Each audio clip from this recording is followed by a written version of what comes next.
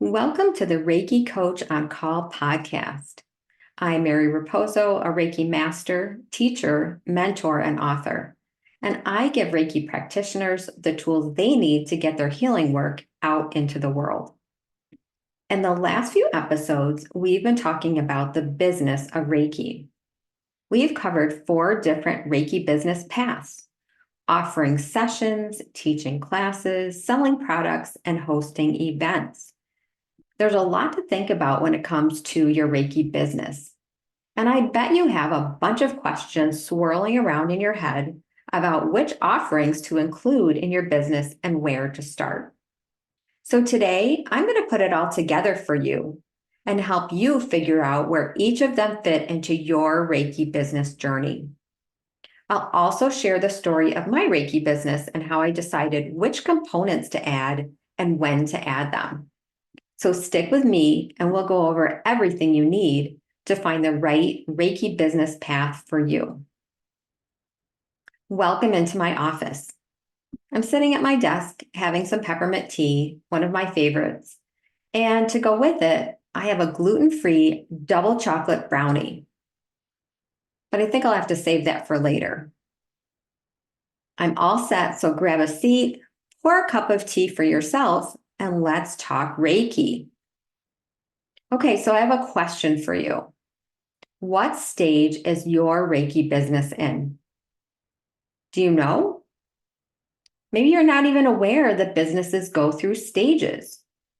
Well, let's start there, because if you align your offerings with the stage your business is in, you'll be more likely to succeed.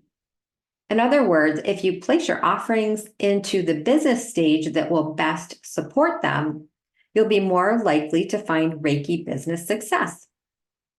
Let's go over the 5 stages of business. Stage 1 is the inception stage. Stage 2 is startup. Stage 3 is growth. Stage 4 is maturity. And stage 5 is decline or renewal. In stage 1, the inception stage, your business is still an idea. This is when you're planning out what you might want your ideal business to look like, who you want to serve, and what you want to offer. But you haven't taken action yet to manifest it. It's the planning or idea stage. And it helps to have a mentor or coach to help you through the process. In stage 2, the startup stage, the focus is on establishing the products and or services that you'll offer. In this stage, you're really busy getting your business up and running. You're starting to implement the plans you made in stage 1, and you're probably wearing a bunch of different hats. You're working both on and in your business at the same time. And you may also be juggling work and family or 2 jobs. I bet this sounds familiar to many of you listening. If it does, please realize that you're not alone. And I encourage you to keep going, because it does get easier. In stage 3, the growth stage, the focus is on growing your business and manifesting your business goals. It's a time when you're trying out new things and pursuing new opportunities for growth.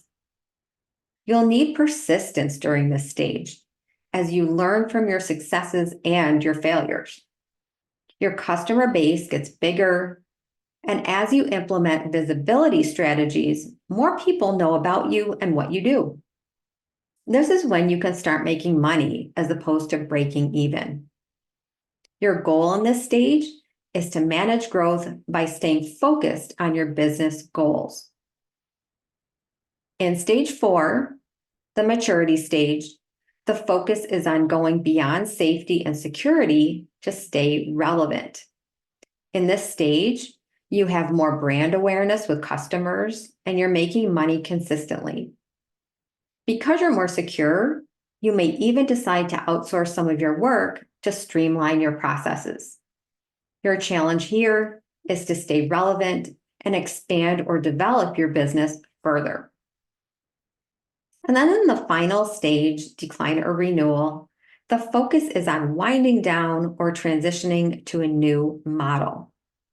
But for today, we'll be focusing on stages 2, 3, and 4 because that's where you're going to be actively making your offers. All right, so let's take a look at the 4 Reiki paths and their offerings, and I'll give you my take on what stage of your Reiki business to place your offers in. So the 4 paths are: number 1, offering Reiki sessions; number 2, teaching Reiki classes; number 3, selling Reiki products; and 4, hosting Reiki events. And if you want to go deeper into what each one of these paths entails, make sure to tune into my previous episodes. There are benefits to each of these 4 Reiki business paths. But how do you decide where to begin and where each path might fit within your Reiki business? Let's start with the first path, offering Reiki sessions. Where might Reiki sessions fit into your Reiki business journey? Well, I recommend offering Reiki sessions right from the beginning or the startup phase. That's because Reiki sessions require very little to get started, and they can bring in income quickly. They're also a great confidence builder, which is crucial in the startup stage of any business. Reiki sessions can also support your business as you move through the growth and maturity stages as well. Most Reiki practitioners love seeing clients on a one-to-one basis, and they do so throughout their careers. But what if you find that seeing clients one-on-one and trading time for money is holding you back during the growth or maturity stages? Well, that's easy. You can simply increase your prices or limit the number of Reiki sessions that you offer in favor of group offerings that can bring in more income per hour. Some Reiki practitioners start with offering sessions, but as they grow and their business matures, they no longer offer one-to-one sessions and instead move on to group offerings. But in general, most Reiki practitioners offer sessions as the bread and butter of their business for all of the reasons I mentioned. That's what I've personally done, and it has worked well for me. Now, let's look at path number 2, teaching Reiki classes. Being a Reiki teacher can be one of the most rewarding things you can do in your business, as it gives you the opportunity to make a difference in the life of your students as well as the greater society. But where might classes fit into your Reiki business journey? Well, in my experience, classes fit perfectly into the growth and maturity stages. That's because during the startup stage, you'll have had the opportunity to give a lot of sessions, which will establish the know, like, and trust factor in your business.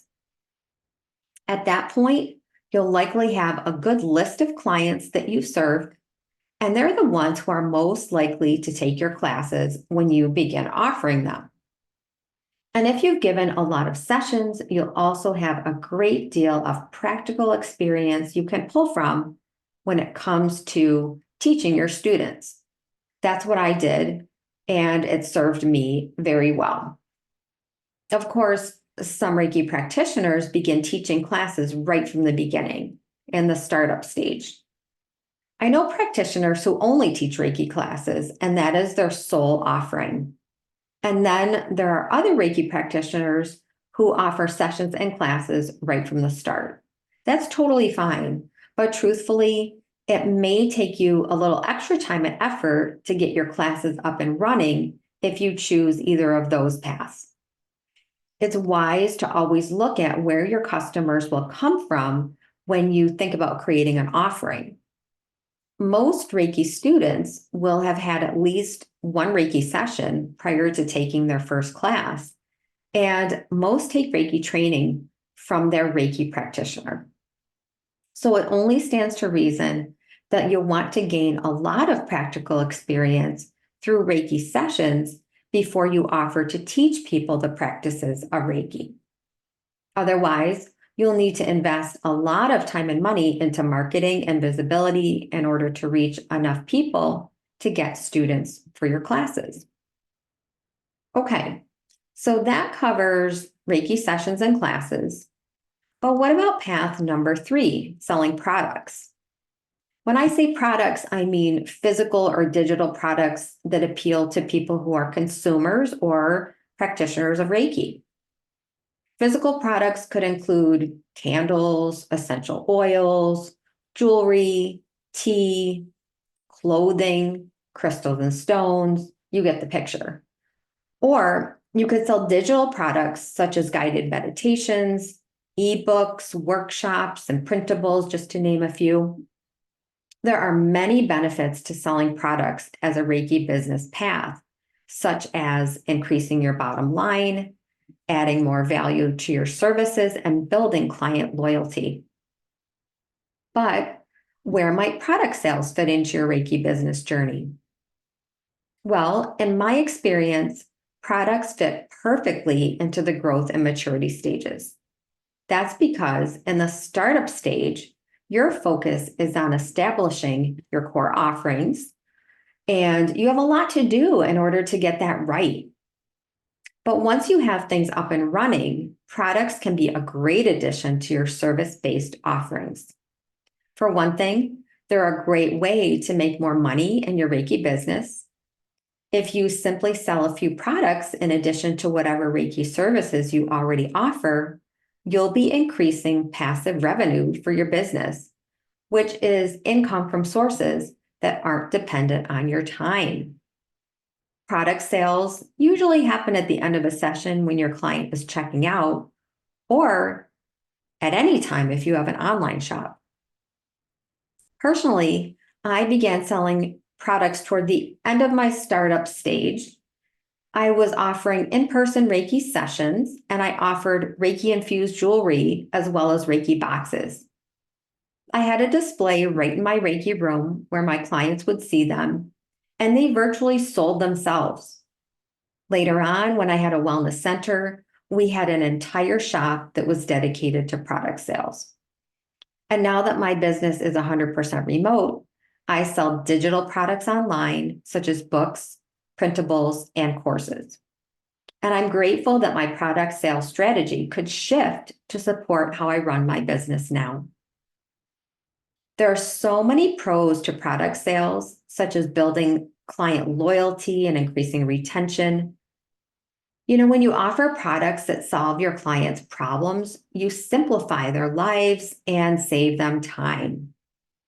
Most of your clients would rather purchase directly from you, their trusted practitioner, than from an impersonal company. And when they use a product at home, it will remind them how great they felt after their last Reiki session, and that will trigger them to make another appointment. Most Reiki business owners that sell products do it as an adjunct to their service-based offerings. But there's no reason to think that someone who caters to folks who like Reiki or who practice Reiki couldn't sell products without having a service-based business. So if that's what your jam is, you could introduce them at the startup stage. Okay, let's talk about the fourth and final Reiki business path, which is hosting events such as Reiki shares, clinics, conferences, retreats, and fairs. There are so many benefits to hosting events within your Reiki business. For example, event hosting can add to your bottom line.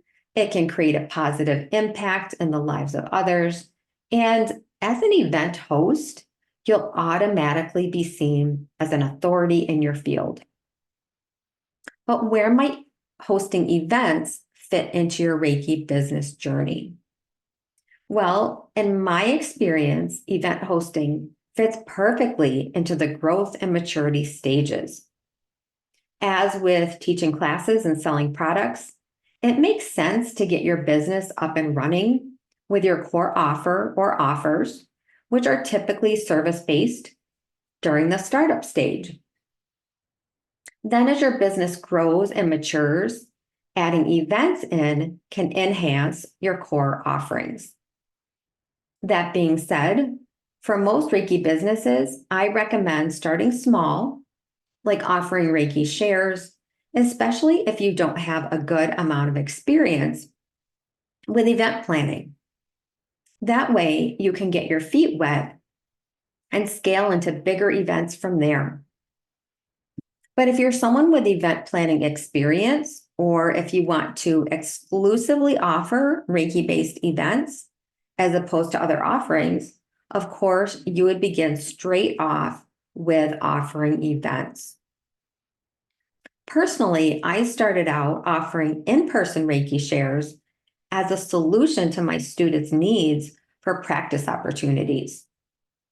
It was during the growth stage of my business, and I was teaching small classes out of my home office. My students wanted more practice than what we had time for in class, so I opened up my space for Reiki shares on a regular basis. I liked it so much that I began a yearly Reiki retreat, and that actually ran for more than a decade.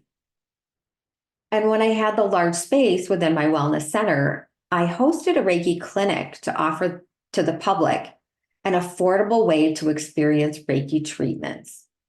And I've also participated in and organized Reiki fairs. I started out participating in local fairs right from the beginning of my business, really to get visibility. And later on, I hosted a yearly holiday fair at my wellness center. And I can't tell you how beneficial these experiences were in helping me gain confidence and visibility as a leader in my field at the local level.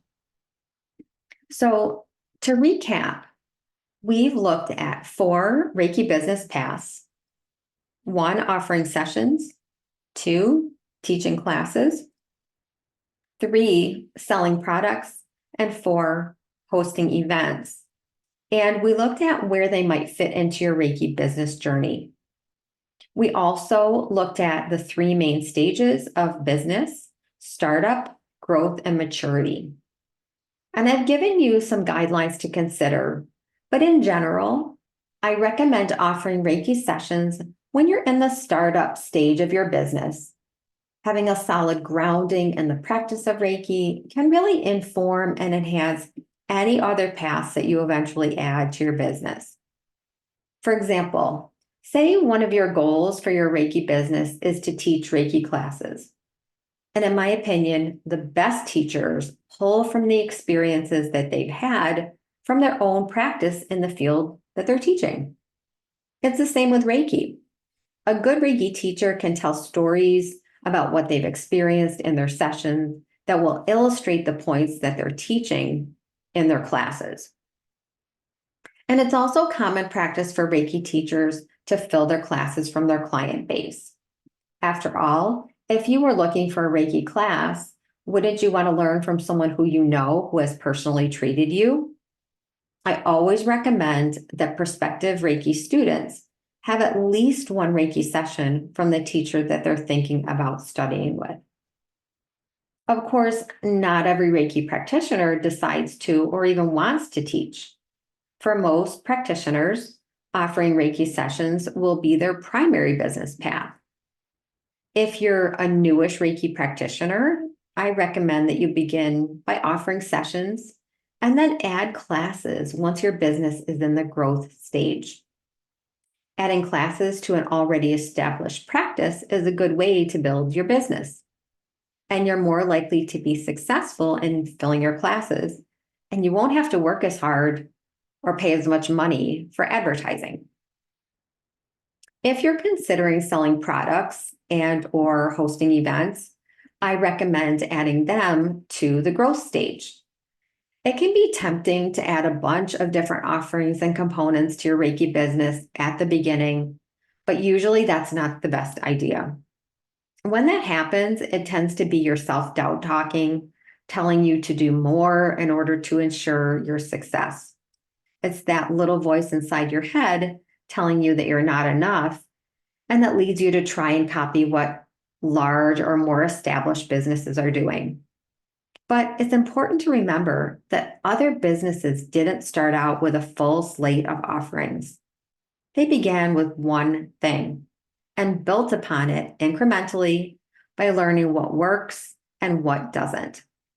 I recommend that you start by creating some solid core offerings. And once you have clients coming in, you can build a solid business that lasts. So that's it. Now it's up to you to decide where to begin and where each path might fit within your own Reiki business. I hope I've given you some information and inspired you to start or grow your Reiki business.